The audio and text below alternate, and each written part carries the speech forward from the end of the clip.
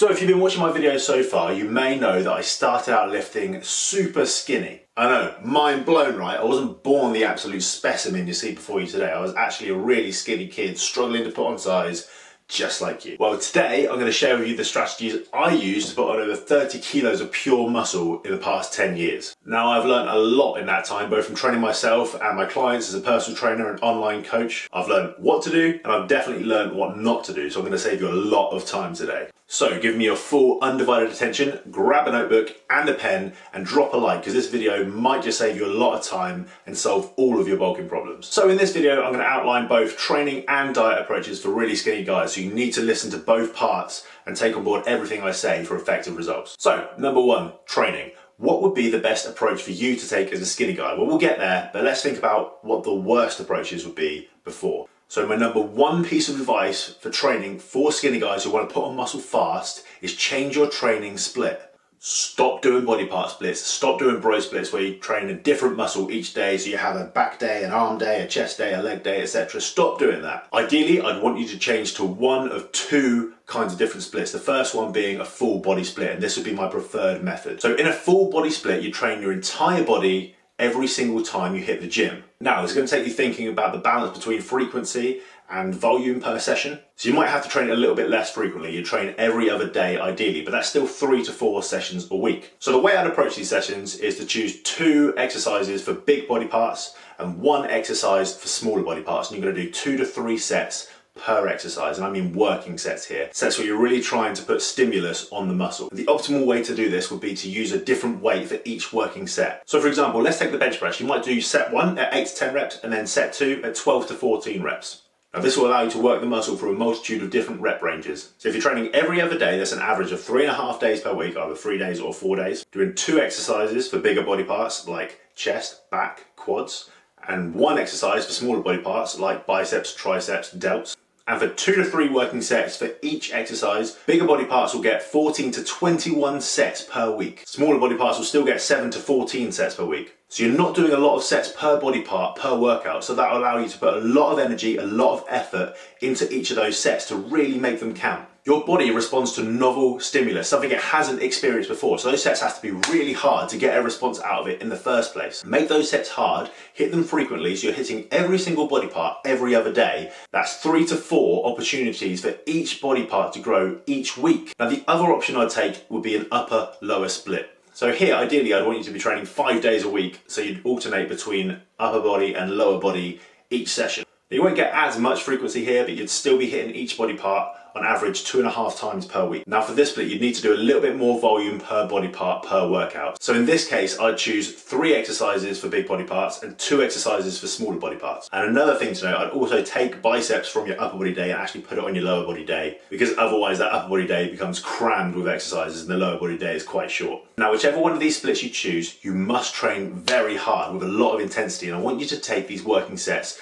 as close to failure as possible, as long as it's safe. So on certain exercises like barbell bench press, you might want to leave 1 or 2 in the tank unless you have a spotter. And the same with squats and other exercises like that, which have a little bit of a higher risk. But mostly all machine work you can take to failure. And a lot of the smaller exercises like bicep curls, lateral raises, you can certainly take those smaller sets to failure. Now, whichever split you choose to do, what I would think about is to have 2 different variations of each session. Now, if you're doing a full body split, I'd actually have 2 different workouts to rotate between with different exercises for the different body parts in each session. That way, you're not limiting yourself on what exercises you get to do. So, for example, in your first session to work your quads, I might do squats and lunges, and in your second session to work your quads, I might do leg extensions and hack squats. And same with the upper-lower split, have 2 different variations of each workout. Now, a huge piece of advice when you're training to see faster results and constant progression is to use one of these, a logbook.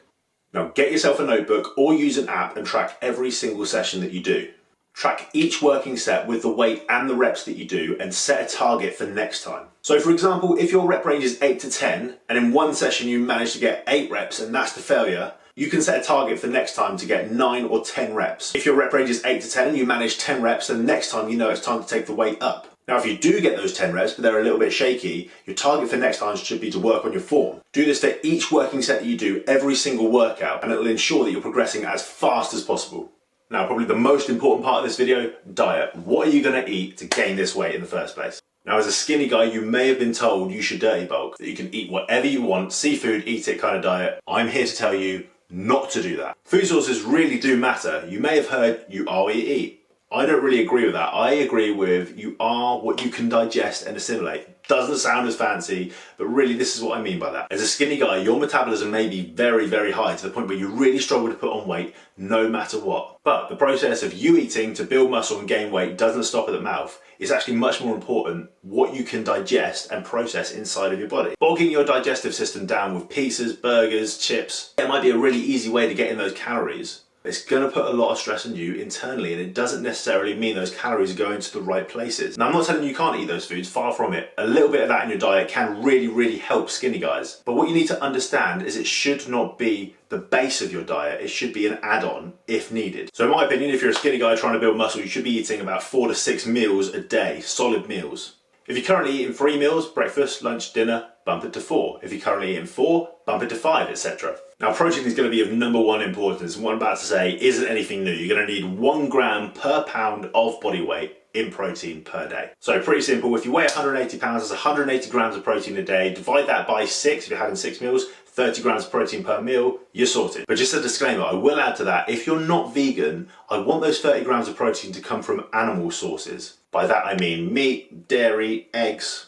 any source of protein that actually comes from an animal. Whey protein is going to be included in that as well. Without getting too scientific, the reason being is those animal proteins will contain a full amino acid profile. Any other additional protein that you get from rice, from peas, from oats, that sort of thing can be added on top. But get your base protein from animal protein, unless you're a vegan, obviously. Now, for your carbohydrates and fat sources, you're going to have to find foods that are easy to eat, that get in a lot of calories, and that digest really well and don't sit in your stomach too long. I want you to be hungry for that next meal, so don't stuff yourself at breakfast if in 2 hours' time you need to eat again and you're still full. So if you find that something like oats in the morning really bogs you down and you can't eat later on, try something like bread, try bagels. I'm a big fan of bagels actually because they're very dense, high in calories, high in carbohydrates, and pretty easy to eat. Foods like that, find something that's digestible easily for you and also tastes really good because you want to enjoy this diet as well. So if something like sweet potato really bogs you down and bloats you out, switch to rice. You might have to go through a bit of trial and error here, but ultimately once you find a diet that works for you, stick to it, increase it slowly over time, and you will see results. Now, if you really can't get those extra calories in through those whole foods, what I want you to do is actually strip those back about 10 to 15, maybe 20%,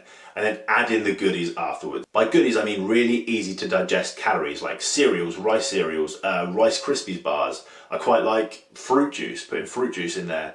Really easy hit of carbohydrates. If you're struggling to eat and chew the food, liquid calories, protein shakes, add powdered oats to your whey protein, add olive oil to your whey protein. That's another thing. Oils are a really easy to consume source of fat. Now, if you're really struggling to get food in, higher caloric foods like muffins and cookies can be useful, but these should be few and far between. Now, you may have heard before that either gaining weight or losing weight is all a matter of calories in versus calories out. So if you want to gain weight, you must be in a caloric surplus no matter what food you eat. A caloric surplus means eating more calories than your body burns off in a day in order to gain additional weight. Now, to do this, you can use an online calorie calculator to find out what your maintenance calories might be and add around 300 to 400 calories to that number to find your target for the day. Now, if this is your first real bulk or the first time that you put real effort into it, you probably want to be aiming to gain 1 to 2 pounds a week for around the first 4 to 8 weeks, and then around 0.5 to 1 pounds after that initial phase. Although this is all going to be person dependent, and working with a coach can help you decide how much you should be gaining and if you should be cutting back at any point. So give it some time to work, adjust calories by going up if you're not gaining and coming down if you're gaining too fast. But in order to make real growth, you have to take this seriously. Treat each of your meals like you would do a workout. Just like every workout missed is an opportunity to grow that you've missed,